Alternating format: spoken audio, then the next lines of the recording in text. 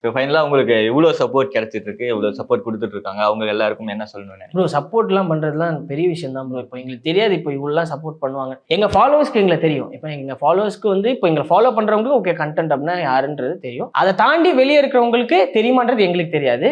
அது தெரியல ப்ரோ. அவங்க தெரிஞ்சா சந்தோஷம்.